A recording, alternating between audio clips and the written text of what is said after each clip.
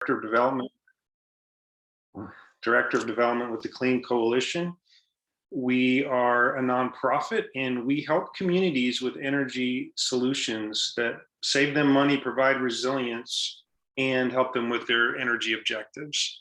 I'm going to share my screen and start our presentation.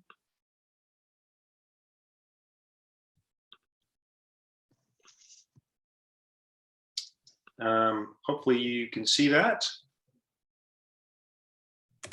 Yes, we can see it. Are you gonna put it in presentation mode? Yeah, I just did that. So we are glad to be working with the town of Moraga on this facility energy generation study. And we prepared this for the community meeting today. We are going to walk through the project, provide an overview, including the steps and methodology we use, talk about the resilience and resource scenarios that we've analyzed for the town of Moraga, and then talk about the results, the analysis results, and then go through recommendations and the next steps. So the project overview, we obtained and analyzed the energy usage at the four town properties of Moraga, listed there on the right. And we studied and modeled various options to provide resilience at each site. So calculating how much resilience each site would need. And that was considering renewable energy and fossil fuel resources. And then provide a detailed report that provides that analysis of the power needs for each property, proposing alternatives for independent and emergency backup power for each site, and then recommending the best options, essentially. And that's considering, of course, the town's program and project goals, covering climate change, energy provider mix for resources, sustainability, financing, and affordability, of course. That's a quick overview. Now I'll walk through our steps, basically, of the methodology we use for this, so that we are accurate and comprehensive.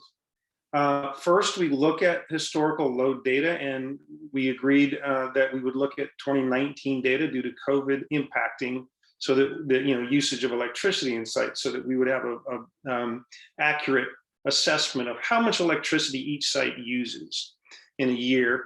And then we are anticipating future loads, so including things like EV charging and other things that would add to the loads that the sites use today. And then assessing of the loads, what are critical. So during an outage, what loads would have to be served by energy system that's on site. And as we discussed with the Moraga staff, we were going to choose 5 days to cover the critical loads for each site, and I'll go into those details in a second.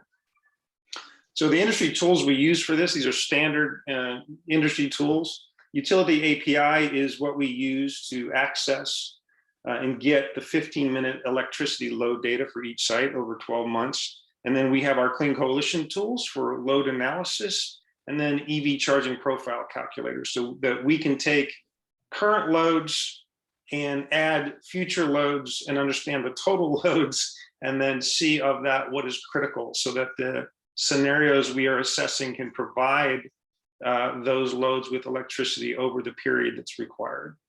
The resource, step 2 now, the resource scenarios, we looked at solar, energy storage, and fossil fuel as a possibility for each site. And we do sizing and combinations of those scenarios to satisfy that critical load requirement I talked about over the period that it's required. And then there are some other scenarios that we looked at that are not viable that we will discuss. And the industry tools we use for that, again, these are industry standard tools that Helioscope is used for assessing how much solar makes sense for any particular site, and that includes rooftops, parking lots, and you can adjust the sizing as you're going through an analysis to get the best outcome for each site. And then Energy Toolbase is a tool used by the industry for sizing the resources and in combination with each other. So if you're doing, for example, solar and storage, you've got a particular amount of solar, how much storage do you combine with that to satisfy those critical loads? Moving to step 3, then once you've got these resource scenarios put together to satisfy the resilience, you do your economic analysis. And so that's the costs and the financing options for each resource scenario that is deemed viable. And then we also are capable, because we're assessing these resource scenarios that provide resilience, we can also add value based on that resilience that's provided to the town sites.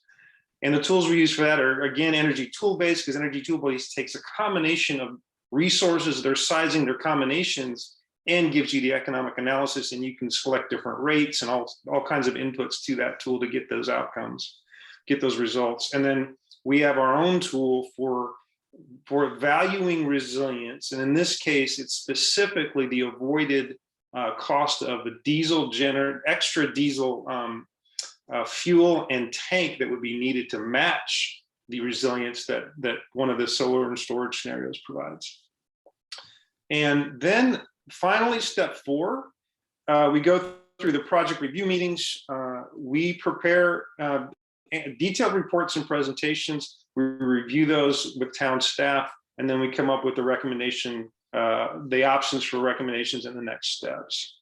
So that's essentially the process we use, the steps we use to make sure we are thorough, that we are looking at all options, and that we are tailoring those options for the best results for the town. One second. Okay. Next is just some terms to cover. Quickly, baseline load profile is the historical annual usage of electrical load. So that's where we looked at the 2019 load data for the town. And that's the basis for creating the master load profile. The master load profile then takes the baseline and adds additional loads to it, such as EV chargers, any electrification, any changes that would be anticipated for those loads throughout the future. Critical loads are the electrical loads that are necessary, that are required to be provided with electricity during an outage. And so it's important, of course, that we walk through each site in terms of what are the loads and what are critical loads that would have to be satisfied by these energy resources. And then we do the annual load profile of those critical loads. And then we take that and we have what we call the total critical load required. That's the total amount of energy required to serve those critical loads over the specified time period that the town is saying is needed for resilience, for energy during a grid outage. And that's basically 5 consecutive days in this case. So those are terms that just we'll use and we reference throughout. This is essentially looking at each of the 4 sites and specifying what are the total critical loads required, the TCLR calculation. So for the town hall and police station, we looked at the highest 5 consecutive days as the TCLR, the total critical load required. For the corporation yard and council chambers, we looked at the highest day and then repeated that for 5 days, because in an outage, the corporation yard and council chambers is going to have high load usage during the outage. It's not just going back and forth. It's just the highest for 5 days. And then we looked at the baseline load profile, and then 2 options for adding EV chargers, one with just level 2 chargers, and then the master load profile would be 2 level 2 and 2 level 3. And these are options we analyzed so that the town can determine what they want to do with EV charging at the corporation yard and council chambers, and then we would have the results of that in our analysis for those options. And essentially the way you can manage the higher level 3 charging ports is you can have 2, charges, 2 of those chargers working at the same time, but managed so it's only the height of only the amount of 1 level 3 port. So there are ways to manage how much electricity you are allowing with the level 3 port. The library, so again, it's the highest day and repeat for 5 days, because the assumption is the library, like the corporation yard during an outage, would have a general sort of emergency operations center usage, or usage for town, residents. So you're looking at the highest loads because that they would be using that facility, repeating that for 5 days. So having the resources support that profile. And then Hacienda would be the highest 5 consecutive days using the baseline load profile. And that's combining the hacienda main building and the pavilion as the load amount to cover with the resilience, with the resources. A note below is that EV charging will be included in the total critical load requirement for the town hall and police station, and considered for the corporate yard and council chambers, but not for the other sites. And so that's when we were doing our analysis and calculations, we're looking at, working with the staff, working on, okay, where are EV chargers, how many, what level, and then how do we include them in the total critical load where they're needed, like, for example, police charging, and where they are not necessarily required. And we did use peak load test details that the town provided us to also double check our work on the peak loads and make sure our calculations for the total critical load were accurate. All right, now I will cover the resource scenarios. And so the top section are the ones that were determined feasible for the detailed study. And that is solar and storage, solar storage and diesel generator. So those 3 resources together, solar and diesel generator, those 2 together, and then diesel only.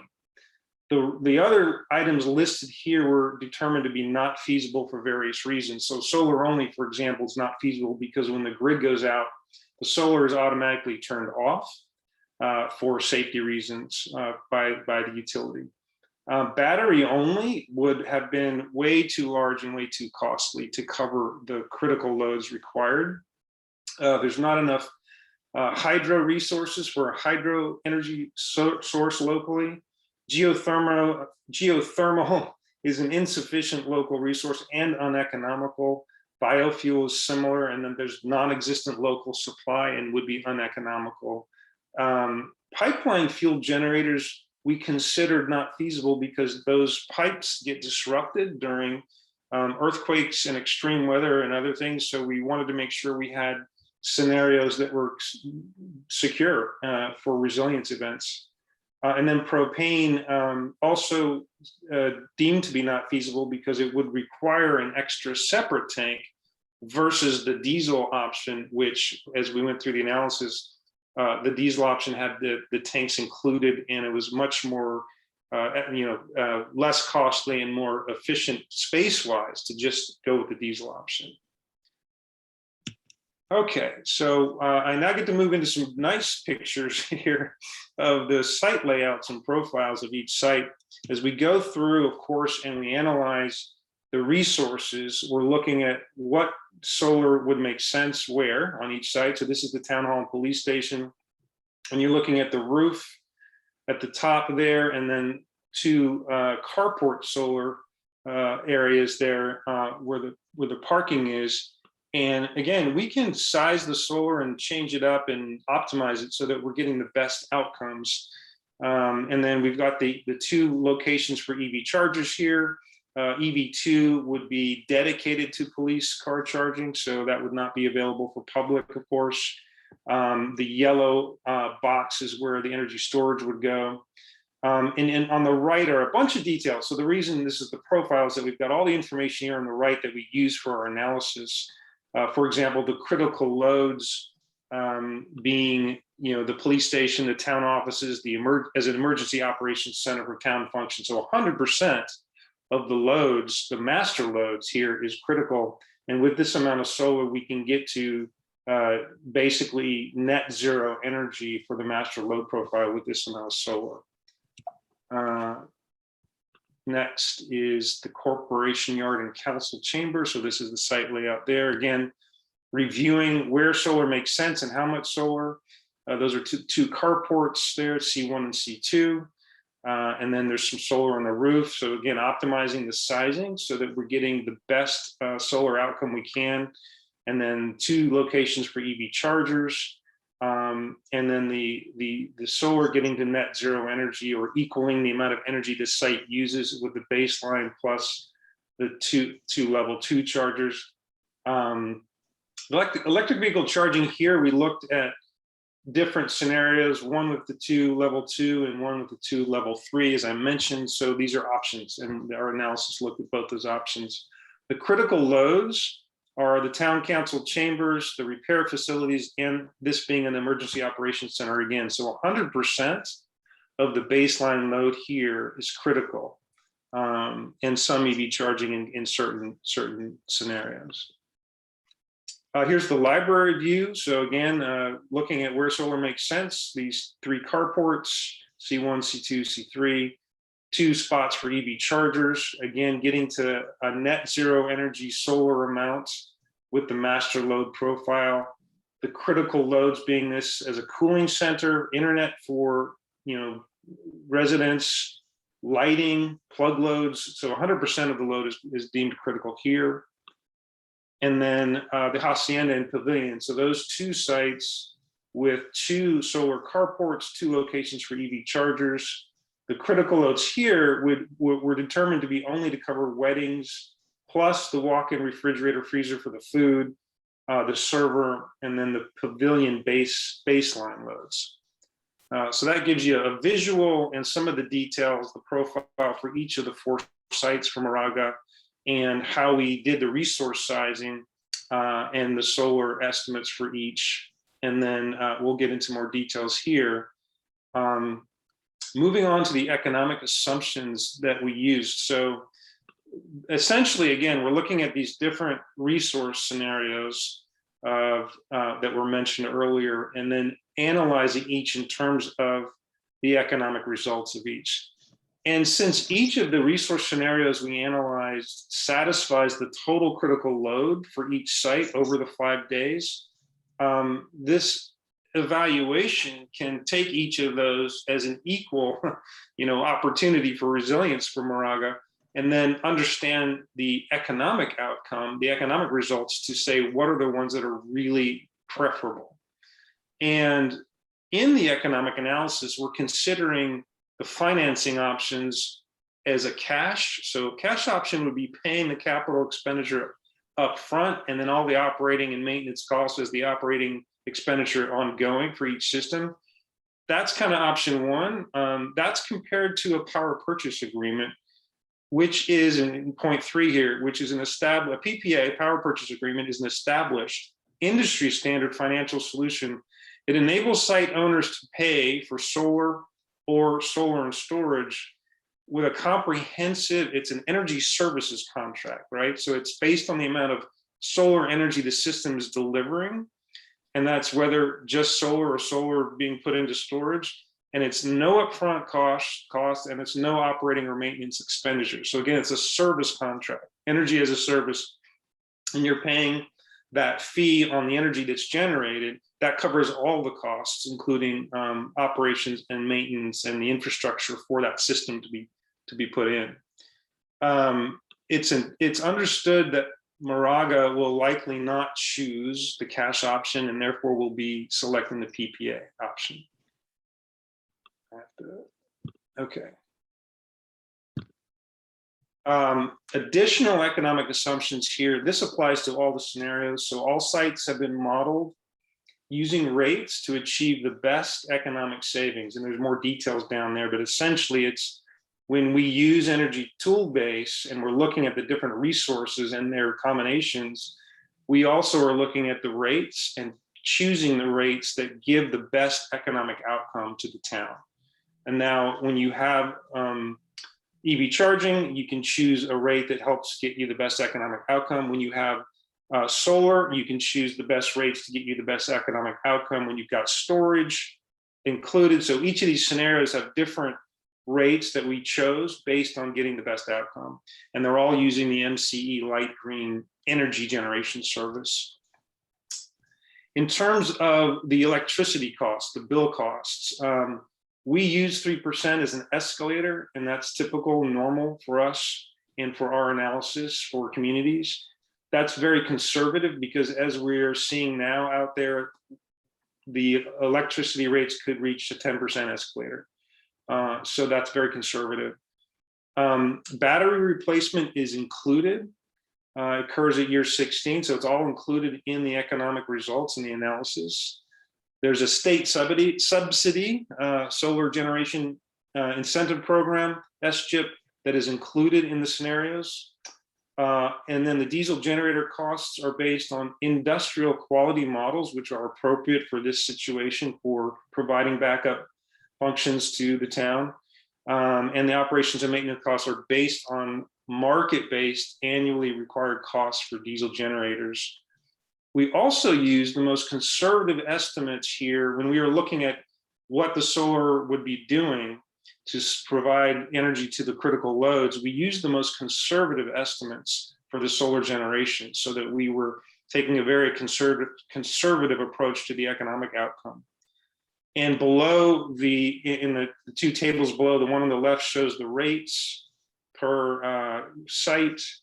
And then the one on the right is all the information about the diesel generator cost. That includes the generator, the fuel over the period of time, and also the installation cost. So it's all in terms of the cost we've got there for the diesel generators.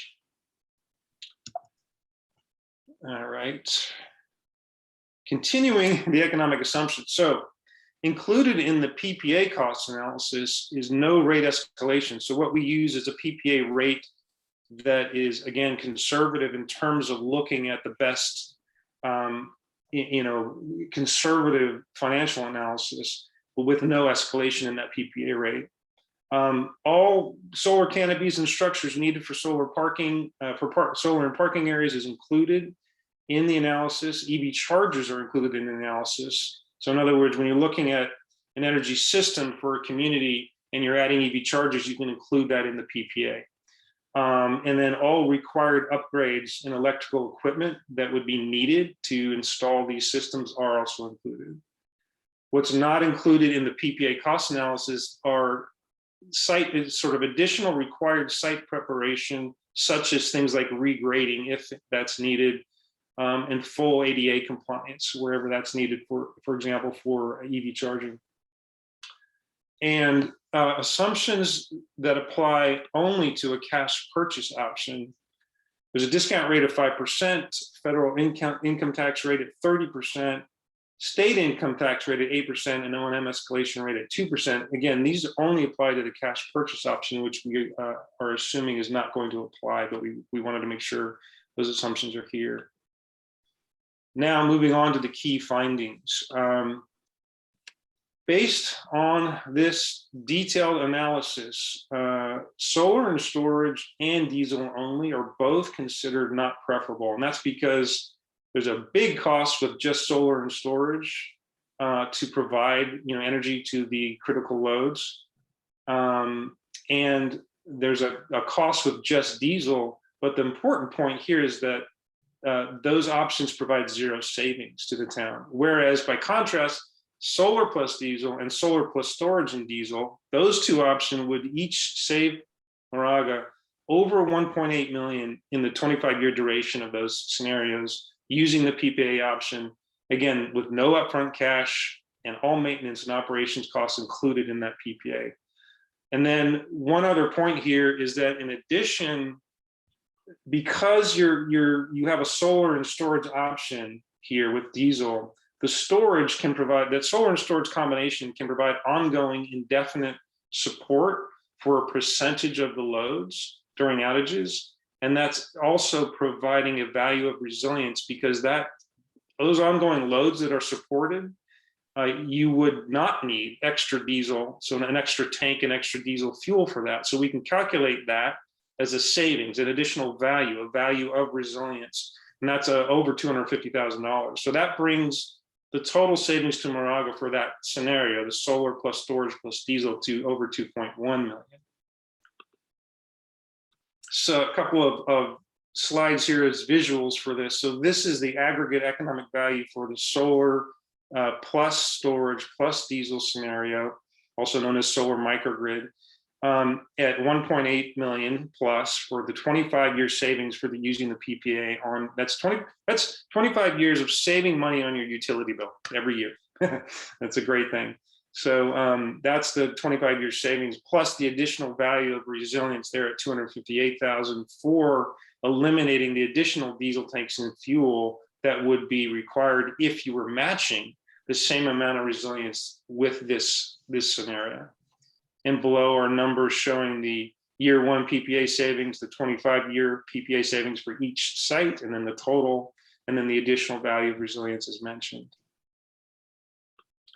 This is the scenario for solar plus diesel, showing that it would also save about 1.8 million over 25 years in the town's utility bill. Again, looking at the numbers below, the year one savings, and then the 25-year savings for each site, and then the totals. And then this is just looking at the two in comparison. And so that's basically the outcome of this analysis. We're going through all the details of what each site should have in terms of supporting critical loads during an outage, what it can have in terms of these resources. These two scenarios, really, the solar plus storage plus diesel, solar microgrid plus diesel, and solar plus diesel, save the town a lot of money over 25 years. There's no, operations and maintenance costs. It's all savings. And again, with the storage included with solar, there's an additional value of resilience. So moving on to the recommendation and next steps. The next step would be, and the recommendation is that the town of Moraga would seek detailed proposals providing the best solution to Moraga based on this analysis. And it's important to note that this is not a standard design build process. This requires specially skilled, highly qualified consultants who would be working alongside Moraga and the staff to go through the process, where this external consultant would be producing the request for proposals. That's the RFP that goes out to bidders.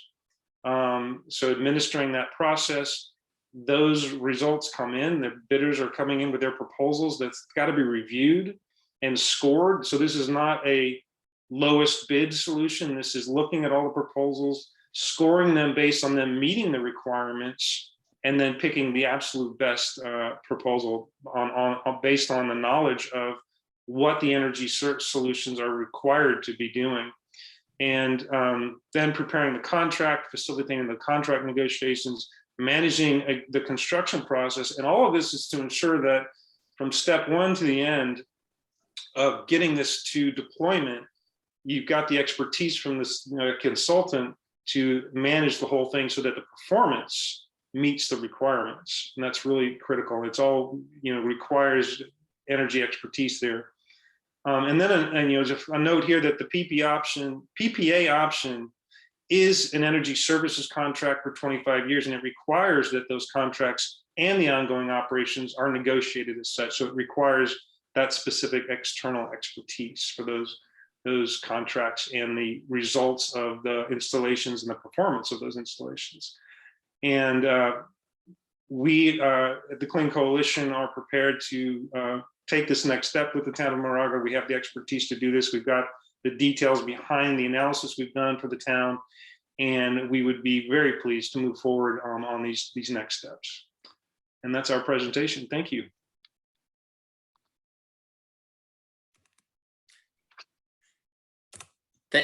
Thank you, Greg.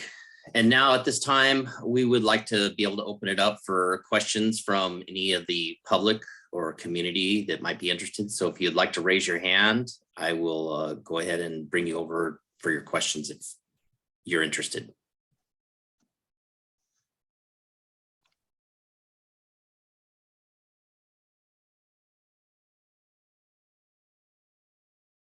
Do we have any questions or comments?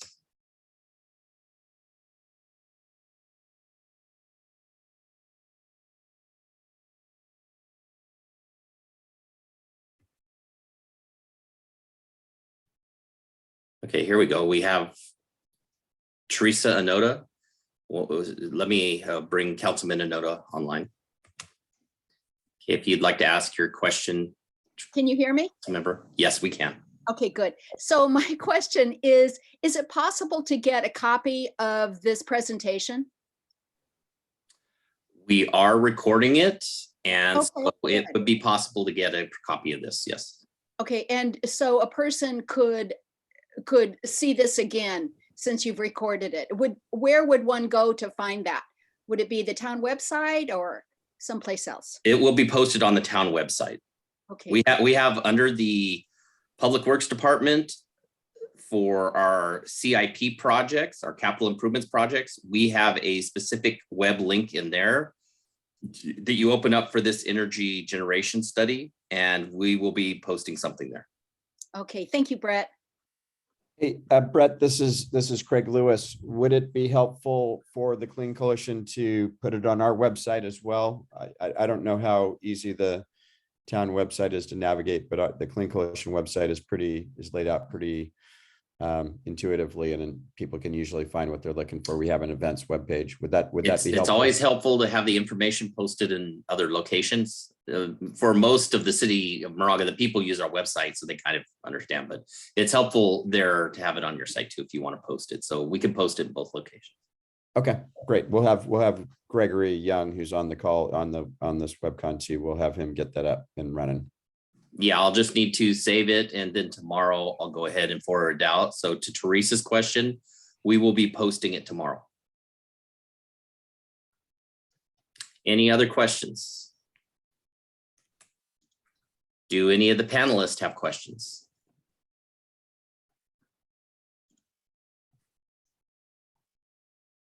I'll raise my physical hand. Okay.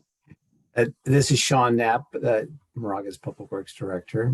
Thank you for the presentation. It was quite good, Greg. I do have maybe some questions that we could help the audience and anybody that views the video at a later time. We'll also post the presentation, the PowerPoint presentation on the website. So if you could, I'll ask some questions one at a time, and you can go through them as they come along. So the first question you talked about, you're on the slide here, it says this is not a standard design build process, which is the typical low bid process that most public agencies utilize to get work completed. And this would be a power purchasing agreement. So you mentioned some highly skilled people in the industry would be executing and creating this RFP and working with the vendors that come online. And also I'm assuming there's going to be some town attorney and other attorney fees that we associated with reviewing contracts and such like that as part of this process. That cost to get out the RFP is not part of the analysis here for the actual equipment, the construction and attainment of the equipment and the power purchasing agreement. So that would be a separate cost. Do you have a sense of what that part of it would cost at this time? I know you're developing this and you've done the analysis up until this point, but do you have this is kind of outside the analysis, but that process, do you have a sense of what that would cost? Yeah, Craig, do you want me to answer that? Or do you want to go ahead? Yeah, I can chime in here. This is Craig Lewis. I'm the executive director of the Clean Coalition, and we've run these RFP processes, and we think it's probably going to land in order to do the RFP and the construction the RFP contract negotiation and construction management all the way to operational projects. We think the consulting cost will be somewhere between $150,000 and $200,000. That is the consulting cost. So the cost on the town side for staff time in public works and attorney time, that would be additional. And I don't really have a way to measure that, but I think that Brett has been through these types of processes in other municipalities and probably has some ideas. But for the external consulting costs, somewhere between 150 and 200. Okay, I'll just keep going with the question. So, in kind of plain language, can you explain where the savings come from? So maybe you can go back a couple slides. You had some tables with the savings, either one of these tables, how, on the column to the left with the $1.8 million being generated over 25 years. What is that? What what is that savings? How's that being generated? How's that realized? What is happening for the town from the town's perspective? I can take that one as well. The bill savings come from the energy that's delivered, and the cost of the solar energy is lower than the cost of the energy that would be purchased from the grid. So that we refer to that as energy cost savings.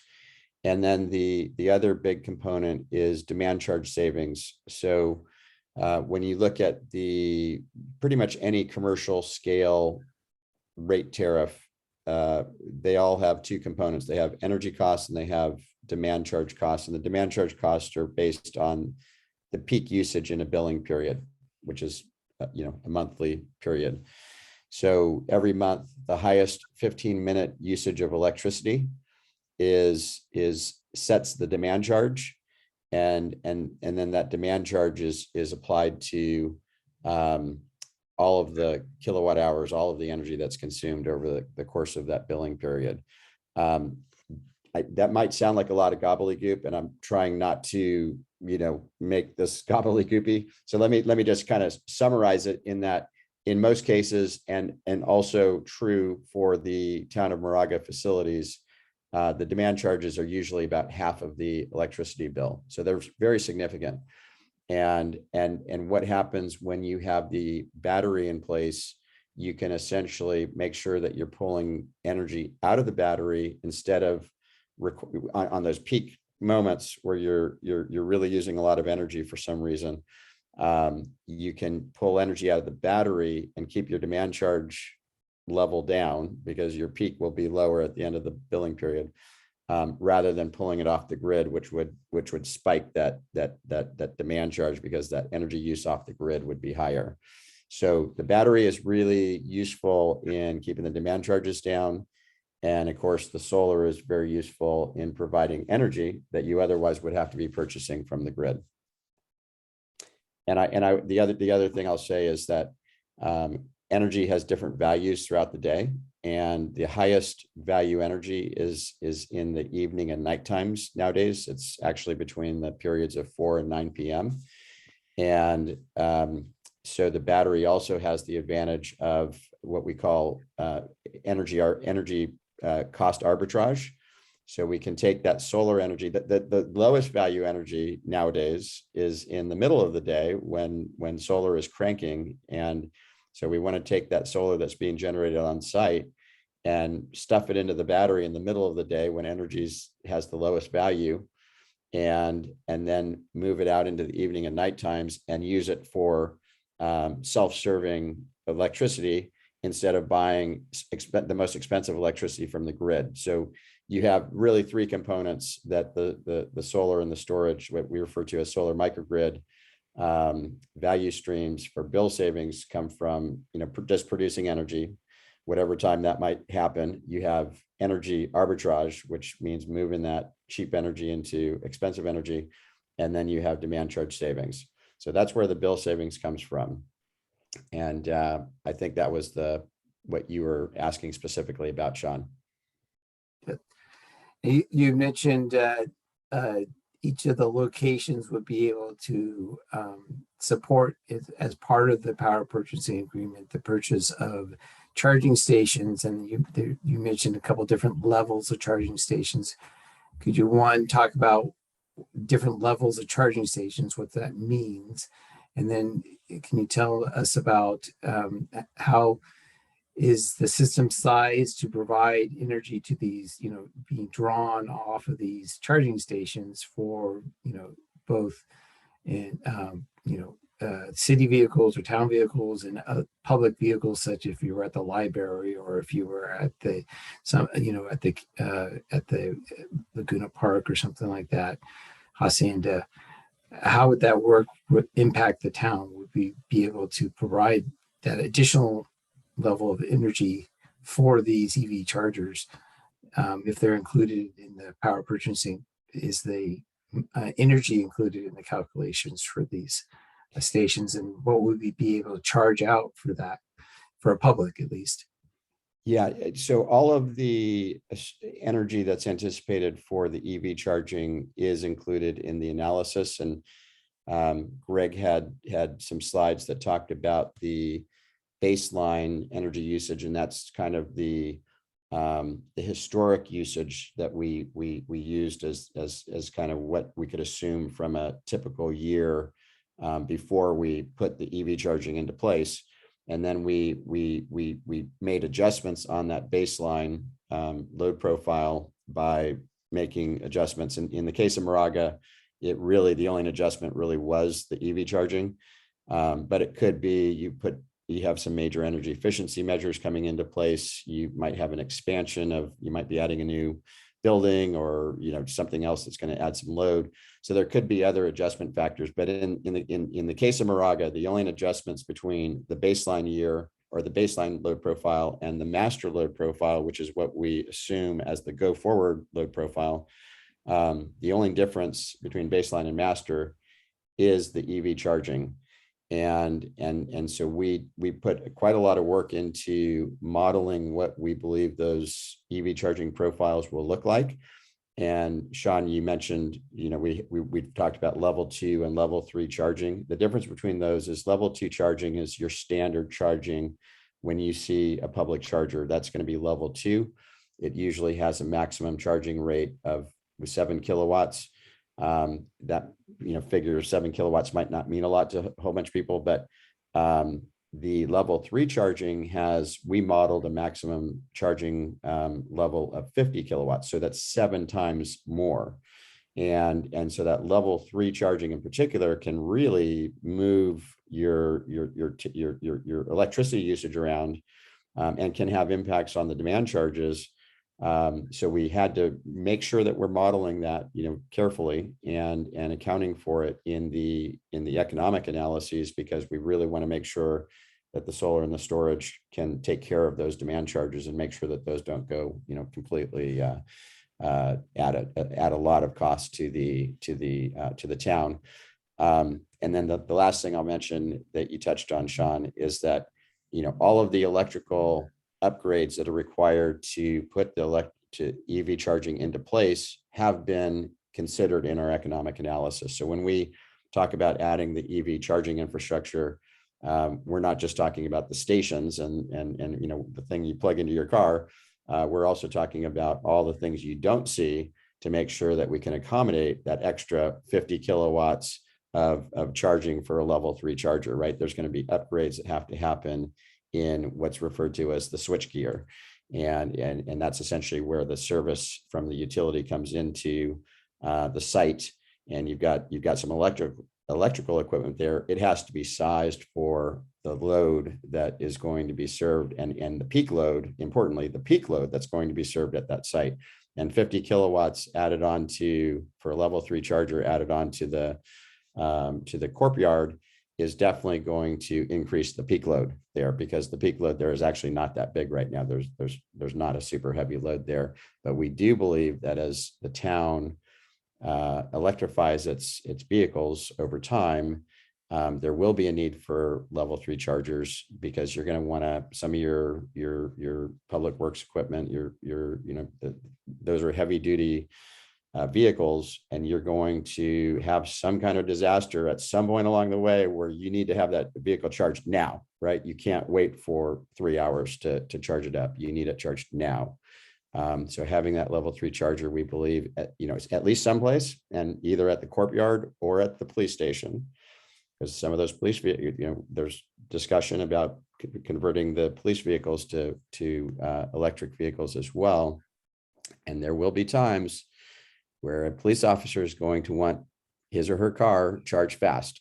So having at least one level 3 charger between the courtyard and the police station is very important. And obviously, the town, services can go to wherever that charger is, and they're only a block away from each other. So we chose to put it at the courtyard. That's how we've run the analysis, and we think it's the right place.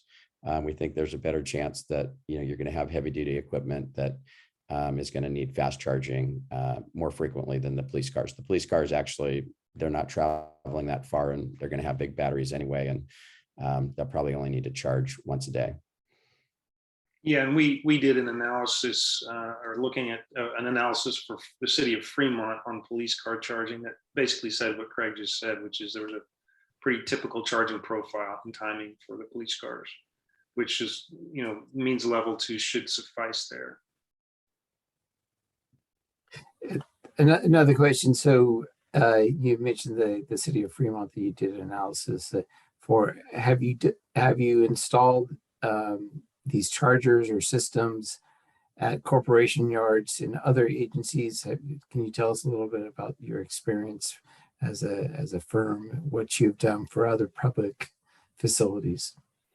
Yeah, so we've done a lot with level 2 chargers. The Clean Coalition has never actually been involved with a level 3 charger that went in, but there's been hundreds of level 2 chargers, and probably the best example of that is City of Palo Alto. We ran the whole RFP process to get solar on top of all the city-owned parking structures. And as part of that RFP process, we gave a scoring bonus for installing level 2 EV charging. And what we ended up with was, across the 4 parking structures, we ended up with over 100 level 2 charging ports that were installed as part of the winning proposal.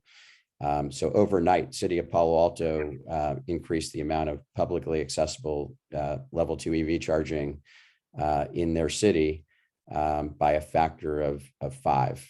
So it was really a spectacular win in terms of getting a whole bunch of publicly accessible EV charging infrastructure out there. In the case of the town of Moraga, we're only talking about adding either 2 or 4 level 2 charging ports at each of the 4 sites. So, that's not a lot of additional level 2 charging. Now, what we understand is that the need is different in Moraga than it is in Palo Alto. Palo Alto, you got a lot of people coming in to work there, and people are traveling, sometimes far distances, and they need a full charge on their car while they're in Palo Alto during the day.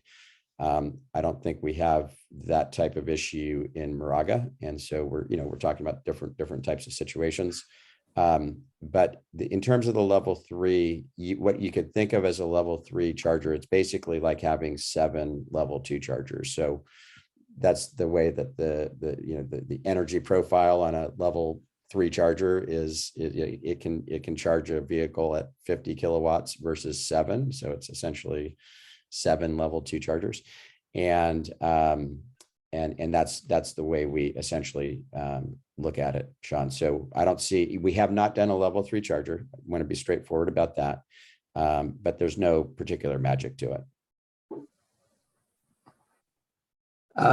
In one of your slides, you had a scenario of 2 different options, and they were similar costs. But I think what you talked about, one doesn't have resiliency to it. So maybe that was, maybe you can go to, Greg, you can go to that slide it was a summary of the 2 options that you think are the most viable. And then can you just go over why they're both similar in cost, but then, one of them didn't have a value of resiliency. Could you just go over that briefly? Oh, I see. Sorry, I'm thinking of the, let me get to the right slide, sorry.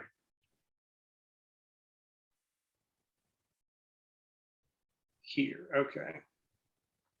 Yeah, so this value of resiliency is based on energy storage, having solar in it.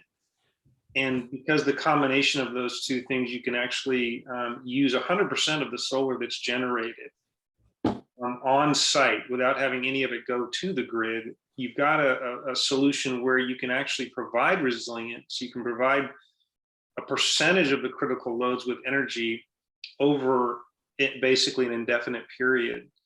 And we used very conservative assumptions on the solar generation to come up with this calculation. And to meet that same amount of resilience without the solar and the storage together, you would have to have a certain amount of extra diesel tanks and diesel fuel. And so that's where this value of resilience cost comes from. The analysis shows that it would cost about $258,000 to match the resilience that you get from the solar and storage solution with extra tank and fuel for diesel. And that's where that number comes from. Greg, you had a slide that had the actually the two scenarios side by side, and I think that might be what, yeah, this one. Yeah, so I think this slide matches with what you just said. Yeah, this is probably the slide that Sean was thinking about. And this shows the solar and diesel is still very great in terms of cost savings. It just doesn't provide that extra value of resilience. Yeah, and we didn't put any economic value on the environmental benefits here, but you know, I think it's obvious that solar energy is a lot more environmentally friendly than diesel energy, and you know, we know that the town does have environmental objectives, and the solar microgrids, you know, do really help to deliver on those environmental objectives. But we didn't put any economic value on the environmental benefits, just to be clear. Those And then are intangible. And so what you're calling here the solar microgrid is the solar plus backup battery storage. That's right. And then you're comparing that to a solar and diesel. So in both situations, the column on the left is a combination solar storage, battery storage in a diesel backup generator. Correct. Yeah. And then on the right, the orange is a solar panels with a diesel to provide additional emergency loads during a power outage. Well, in the case of just, and Greg had mentioned this a couple of times, but just to be really clear, if you just have the solar without the battery, well, let me put it another way. In order for the solar to stay on during a grid outage, you have to have the battery. The diesel can't keep the solar on. So in the case on the right, when the grid goes down, the solar is going to get turned off. The diesel will turn on and will keep your loads going for 5 days, but there will be no solar contribution at all. The solar will be essentially dead. The only way that the solar can stay on is with the battery.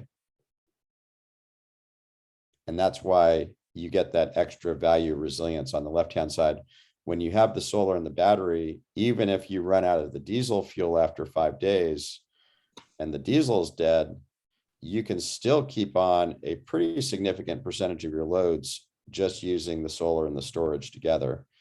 And that's where you really get the benefits of the solar microgrid. If there's a PSPS, public safety power shutoff, referred to as a PSPS, those typically are somewhere between a couple of hours to a couple of days. So we're covered in both of these scenarios. Will cover for a typical PSPS event. But if you have an actual disaster, which by the way is what we need to be preparing for, whether it's a fire or an earthquake or a terrorist attack or whatever, the Clean Coalition is focused on long-term grid outages. And we believe that every community should be preparing for that. And that means that we need to be thinking beyond 5 days. What happens after 5 days when that diesel is gone? Well, you can still keep on, the solar microgrid will be able to keep on a significant percentage of the load. So the dispatch at the police station is not going out. Some of the critical computer systems and radio systems, and maybe if you have a cooling center at the library, the HVAC, it's not going out forever, right? Because that solar microgrid will make sure that those critical loads never turn off. And the non-critical loads will sometimes have to be turned off in the solar microgrid case, because sometimes you have a sequence of days where the solar is not that strong, and you have to be judicial about how you're using your electricity that's stored in the battery, for example. But we will, we size the solar microgrid to make sure that the most critical loads will never have to turn off. And that's where you get that. In order to do that with the diesel, you would have to spend more money to have an auxiliary tank, fill it with fuel, maintain it, et cetera, et cetera. And the cost of doing that would be that $258,000 that we're showing in the yellow layer on top of the left bar here.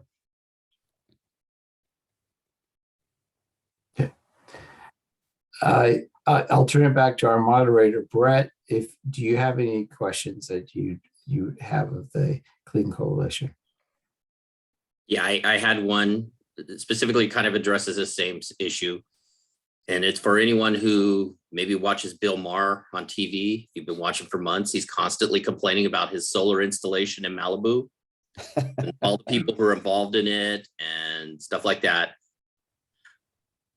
I just want to make sure people understand why the solar will not be providing energy if there's any kind of disruption of the electrical grid.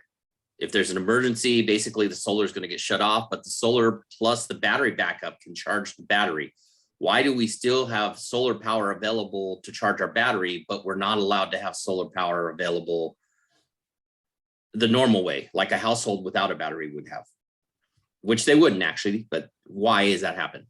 Yeah, so great question, Brett. And actually those rules are changing. So there's good news on this front, but the way things work today is that and Greg had mentioned this, it's for utility safety regulations. If the grid goes down, solar only systems have to turn off. And so they're programmed to just turn off when the grid goes down. That they have to be programmed that way. You will not get your utility approving the installation if you have it configured any other way right now. If you have the battery in place, then they allow that solar to stay on, and the battery is designed to provide what's called grid forming capability, which means the solar basically thinks that the grid is still on because the battery is creating a waveform that looks like the same waveform that would have been coming from the grid. And so when you have the solar and the storage working together, the solar is allowed to stay on. It sounds like Bill Maher. I have not been following that set of issues, but it sounds like Bill Maher has solar only. And when the grid goes down in Malibu, which it does on a fairly regular basis, a pretty brittle grid out there, that solar has to turn off. That's just the way the rules are written. As I mentioned, there are rule changes coming, and there will be solar inverters that are approved to stay on during grid outages because they will be able to do their own grid forming. But that's not something that is currently available at commercial scale. There actually is a solution that has been approved at the residential level, but it's not yet available at the commercial scale. Yeah, And to the more general question, so the public kind of understands it. The reason PG&E doesn't want solar just feeding back into their network during an emergency is? yeah, that's I was going to add that, when you've got solar generating, that electricity has to go somewhere. And if the load at the site isn't using all that electricity, it goes to the grid. When there's a grid disruption, it's unsafe to have electricity going onto the grid. And so that's why the utilities, PG&E, has this rule, which is if there's a grid disruption, anything that's sending electricity to the grid has to be shut off. And that's the reason. Now, with the battery, that electricity being generated by the solar can go into the battery, and then there's nothing going on to the grid. So that works in the scenario where there's a grid disruption. Yeah, and you put a automatic transfer switch, which cuts you off from the grid in the case of the solar microgrid. And in the case of this solar only solution that I'm talking about, there is also an automatic transfer switch that will make sure that there's never any export of that solar energy during a grid outage situation. Okay. So do we Yeah, and this is have other questions Bob. coming up? Let me check the attendees. Okay. Doesn't look like we have any other questions. Did you have something to offer there, Bob? Yeah, just to add on to what Craig and Greg were saying, when the grid goes down, you don't know why it's gone down. So the reason we can't send the energy to the grid is that you don't want to be electrocuting the people who are debugging what's wrong with your feeder. So it's a safety issue. And as Craig mentioned, the automatic transfer switch does what we call islanding to isolate your home or your building so that you can use your own local energy sources to power your building. But you normally don't want to put that expensive device in unless you've got a battery that makes it worthwhile. And obviously, And- we don't want to be dumping electricity back into an area where a fire is about to start. So, Yeah, exactly. Yeah, okay. Okay, well, it looks like we've gotten all the comments. The public, I don't see any hands up on either side. So as we mentioned before, this was being recorded and we'll be posting the recording on the websites. One will be at the city website under Public Works Capital Improvements Projects for the Energy Generation Project, which you can find on the website. And then I believe Clean Coalition will be posting on their website. Is that correct? Yes, we will. So you can find a copy of this available at those websites. And I believe that's it for this evening. If anyone who's interested is welcome to submit questions to the city. Feel free to send something into our Public Works Department. Or yeah, just send something in by email is probably the best way. Then we can document it and we can communicate with Clean Coalition if there's any further questions or something of that nature. And I believe that wraps it up for this evening. And I thank everyone for attending. Great, thank you. Thank you, Sean and Brett. It's been Thank great you. with your guidance. Thank you for being here. We appreciate it. Thank you. Good night, everyone.